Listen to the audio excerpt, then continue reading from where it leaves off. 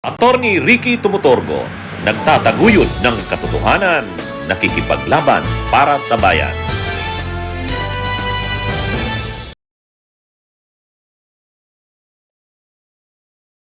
Mga kabunyog, mga kababayan, magandang araw po sa inyong lahat. Welcome na naman po sa isa na namang episode ng ating talakayan dito po sa aking bagong segment, Ang Take Ko, Attack ni Attorney Ricky Tumutorgo. Mga kabunyog, ito pong bagong segment natin. Ginawa ko po ito dahil araw-araw maraming nagme-message sa akin, Attorney, anong take mo dito sa issue na to? Attorney, anong take mo dito sa pangyayaring ito? Kaya gumawa na lang po ako ng regular na segment, Ang Take Ko, Attack ni Attorney Ricky Tumutorgo. Napapanood po tayo sa Attorney Ricky Tumutorgo YouTube channel. Kung hindi pa po kayo nakasubscribe, subscribe na po kayo. Napapanood rin po tayo sa Attorney Ricky Tumutorgo Facebook page. Kung hindi pa po kayo nakafollow, follow na po kayo. Yan, mga kabunyog, mga kababayan. Ito po ang ating topic ngayon. Pag-usapan po natin ito. Ayon kay Rowena Guanzon, mga kabunyog, ayon kay Rowena Guanzon, dagdagan daw ng ang seguridad ni Sara Duterte. Sabi ni Guanzon, dagdagan daw kasi anumang oras daw ay posibleng manumpa itong si Sara bilang bagong pangulo ng bansa. Kaya dapat daw i-secure ang ang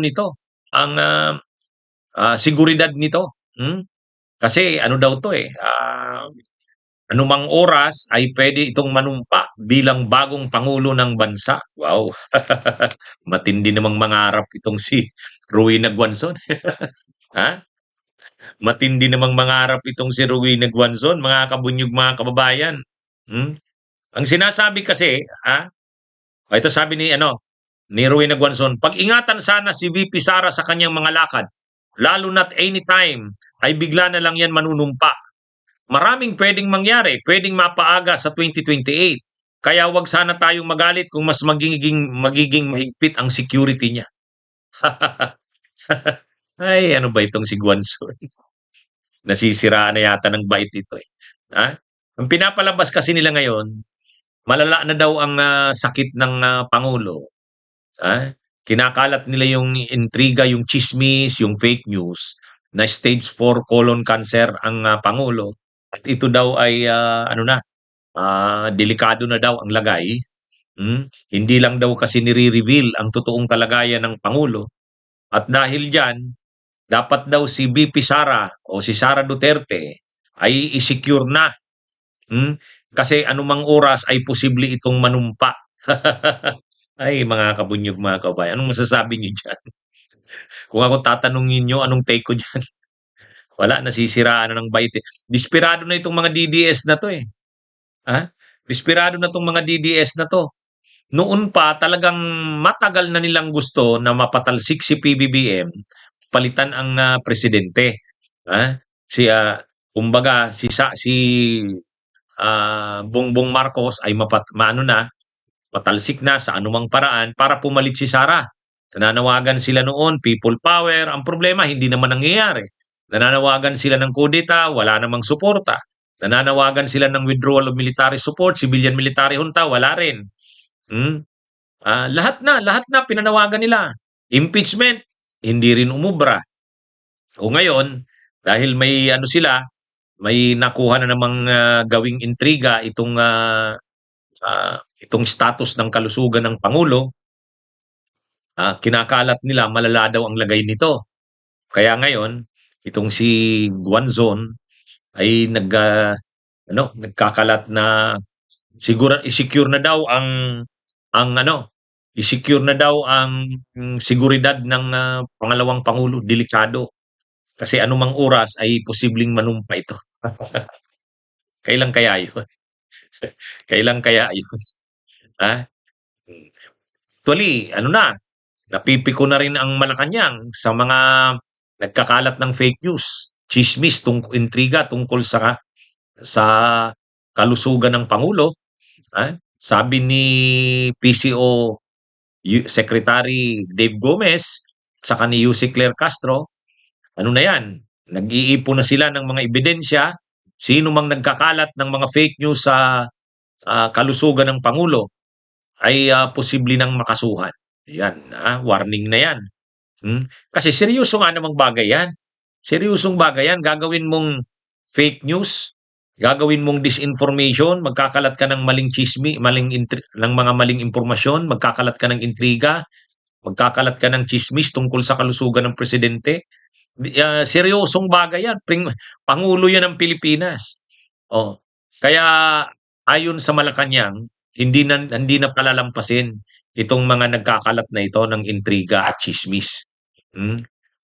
Itong si Guanzon, hindi niya man sinasabi, pero itong mga pagkakalat nila ng ganitong mga narratives, ng ganitong mga post, na ingatan na daw si Sara kasi anumang oras ay pwede itong manumpa. Ano na ito? Mga mga binabantayan na ang mga DDS na nagpo-post, nagkakalat ng ganyan. Sigurado sa susunod na mga araw, marami pang makakasuhan. Kasi hindi pa rin tumitigil eh. Hindi pa rin tumitigil. Talagang sa social media ngayon, kalat na ano, kalat na kalat yung intriga tungkol sa kalusugan ng Pangulo. Hindi na raw nagpapakita ang Pangulo. Ah, Tinatago daw ang status ng kalusugan nito. At sinasabayan ng mga panawagan na ito tulad nitong panawagan ni Guanzon na ingatan na raw ang pangalawang Pangulo.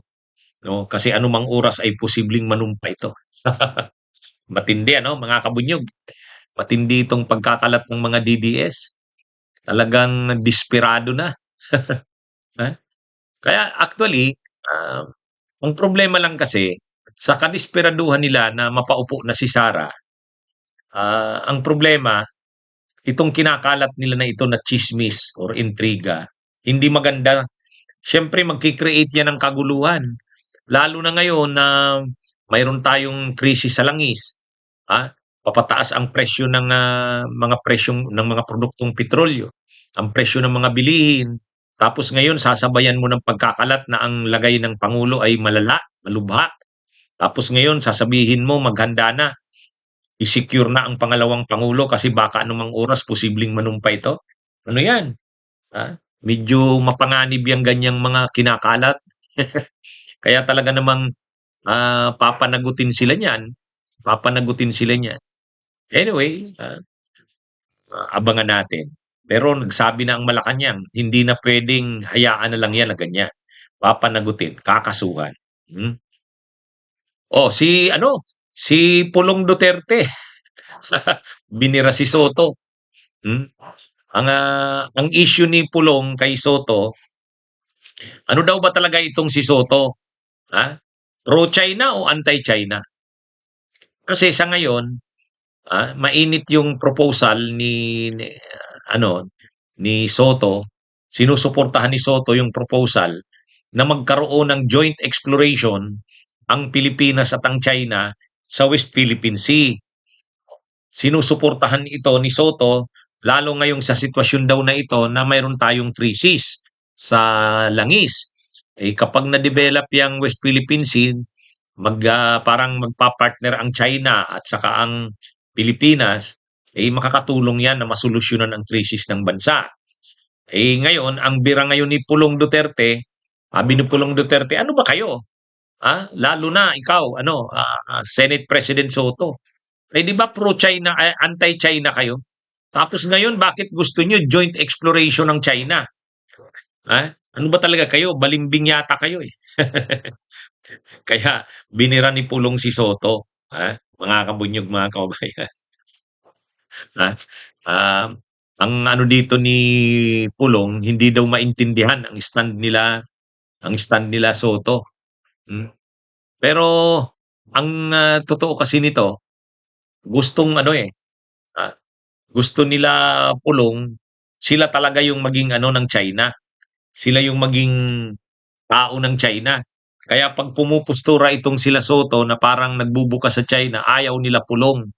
Parang sa kanila, eksklusibo sa kanila ang China. Pag sinabing China, sila lang dapat ang kausap ng China. Kaya sino man dyan napapapel para mapalapit sa China, ano nila ito, sisiraan nila ito. Kasi ang gusto ng mga Duterte, sila yung kausap ng China sa Pilipinas. Hindi pwedeng sila Soto o kung sino man.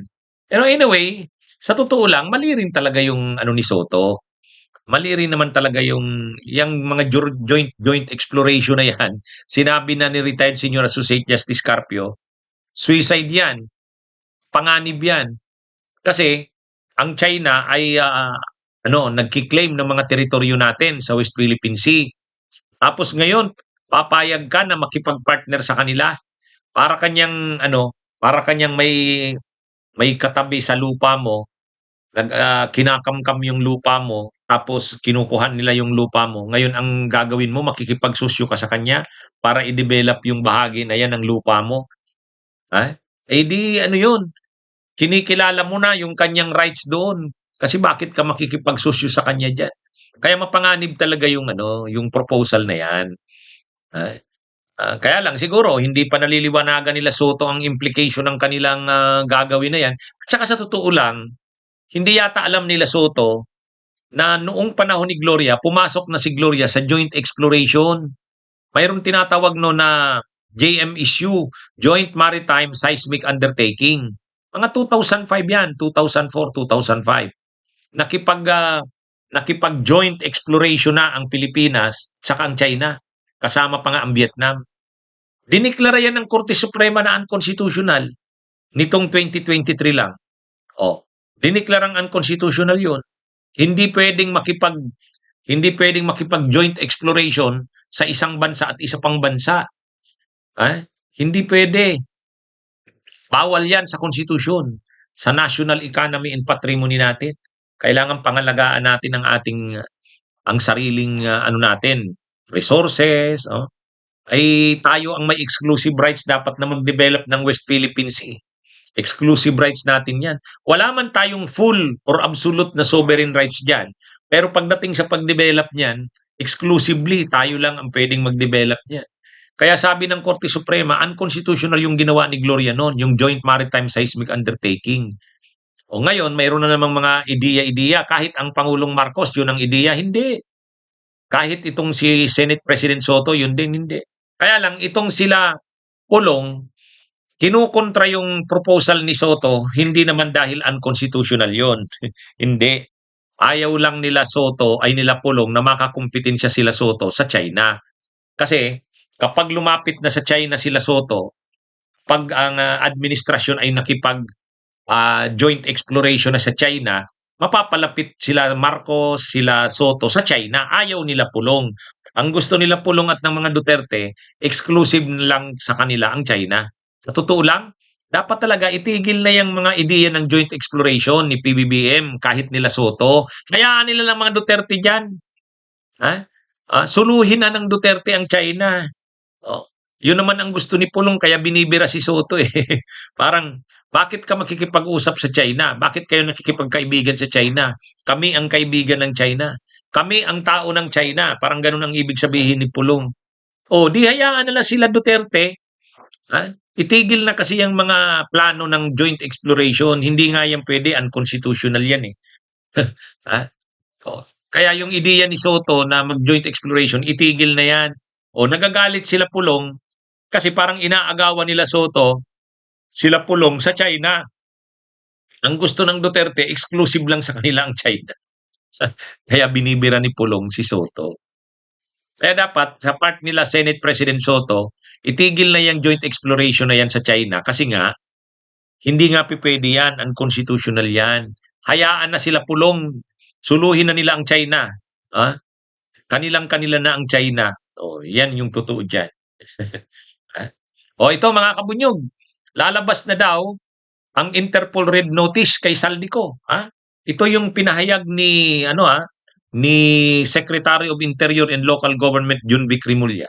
Ayon kay SILG Jun Vic Rimulya, na-inform sila na posible nang lumabas next week. Ilagay na sa red notice ng Interpol si Saldico. Kasi nasubmit na daw nila lahat ng requirements eh. Yung mga requirements ay nasubmit na nila, kaya ito, kumbaga Naghihintay na lang sila na malagay sa red notice. Pero wala nang dahilan para hindi malagay sa red notice kasi yung mga requirements na hinihingi ng Interpol ay nasubmit na. Ha? Kaya posible daw next week nasa red notice na si Saldico. Anyway, pag nalagay yan sa red notice, hindi na yan makakagalaw si Saldico at saka pwede na lang arestuhin yan. Hindi ng Philippine authorities kasi hindi naman tayo pwedeng mag-aresto kay Saldico kung nasa Portugal man siya. Hindi pwede yan kasi mas masasagasaan, mababiolate natin yung sovereignty ng Portugal. Ang pwedeng mag-aresto dyan ay Portuguese authorities. Pero ang basis ng pag-aresto ng Portuguese authorities kay Saldico ay yung Interpol Red Notice. Kaya importante yung Interpol Red Notice kasi yan yung magbibigay ng legal basis para sa Portuguese authorities kung nandun man nga si Saldico para arestuhin nila ito. Kasi siyempre kailangan kilalanin ng Portugal ang Interpol Red Notice. Tayo rin. Nang humingi sa atin ng tulong ang Interpol, tumulong din tayo, sinunod din natin. Kasi marami na ring beses na humingi rin tayo ng tulong sa Interpol. Yung pag-aresto kila Alice Gubo noon, kay Cassandra Leong. Interpol ang tumulong noon. Kay Tebes doon sa Timor-Leste. Interpol din yun. Coordination din yun sa Interpol. Kaya ito, kapag lumabas na itong red notice ng Interpol, magiging ano na ito, magiging daan na ito para maaresto si Saldico doon sa Portugal. Ang tagal na niyan. Dapat ang tagal na niyan linakad yan. Sa totoo lang, ang tanong nga ng ating mga kababayan, bakit ang tagal na niyan na hindi pa naaaresto yan si Saldico? Pero sa totoo lang, sa tingin natin, ah, ah, itong pagpapabalik kay Saldico, paglagay sa kanya sa red notice at pagpipilit sa kanya makabalik na sa Pilipinas, may kaugnayan ito sa pagsampa na ng kaso. Sinabi na ni Ombudsman Buying nakakasuhan na si Romualdez at saka si Chis Escudero. Actually, ang pinakamatibay na testigo diyan kay Romualdez at saka Chis Escudero kung si Saldico ay mapabalik sa Pilipinas. Kasi sila yung mga nagsagawa ng mga ano na yan eh. Kung yung mga kontrobersya na yan sa mga budget, yung mga maniobra sa budget, sila yan. Kaya kung kakasuhan si Romualdez, si Chis Escudero, hindi magpo-prosper yan kung wala si Saldico. Kaya yung pagpapauwi kay Saldico dito ay malaking ano yan, tulong yan para mag-prosper, yung kaso kasi plano daw sampahan na sa May eh. Kaya importante itong pagpapabalik kay Saldico para diyan. Hindi lang para diyan, kahit yung mga kongresista na sangkot din sa mga anomalya, si Saldico rin ang parang lalabas si Saldico ang missing link. Kaya nga sabi ni Mayor Magalong, parang lumalabas nga may mga taong ayaw pa makabalik pa sa Pilipinas si Saldico. Kasi pag nakabalik siya, maraming madidiin, maraming magdidelikado kasi kapag nagsalita na si Saldico, madidiin sila. Kaya may mga taong ayaw makabalik sa bansa si Saldico. Kaya lang, pag hindi naman kasi napabalik sa Pilipinas si Saldico, mas sirang-sira ang administrasyon ni Pangulong Bongbong Marcos. Kasi lalabas niyan, anong nagagawa ng gobyerno? Bakit hindi napapabalik si Saldico? Kaya itong ginagawa ngayon ni SILG John Vic Rimulya na talagang nakikipag-coordinate na sa Interpol para ma-issuehan na ng red notice, kailangan talaga to. Kailangan ito. Kasi kung hindi nga mapapabalik si Saldico, mapapahiya ang gobyerno eh. Anong ginagawa ng gobyerno? Bakit hindi napapabalik si Saldico? So, itong binabalitang ito ni SILG John Vic Rimulya na mga next week daw ay ilalagay na sa red notice ng Interpol, matagal na dapat yan. Ang tanong nga, bakit ngayon lang? Bakit ngayon lang? Anyway, kahit medyo matagal na yan, ngayon lang na actionan, anyway, pagbigyan na rin natin, ang importante, mapabalik si Saldico dito sa ating bansa. Kasi marami siyang dapat panagutan. At marami siyang dapat na sabihin. Okay, mga kabunyog, mga kabayan, magandang araw sa inyong lahat.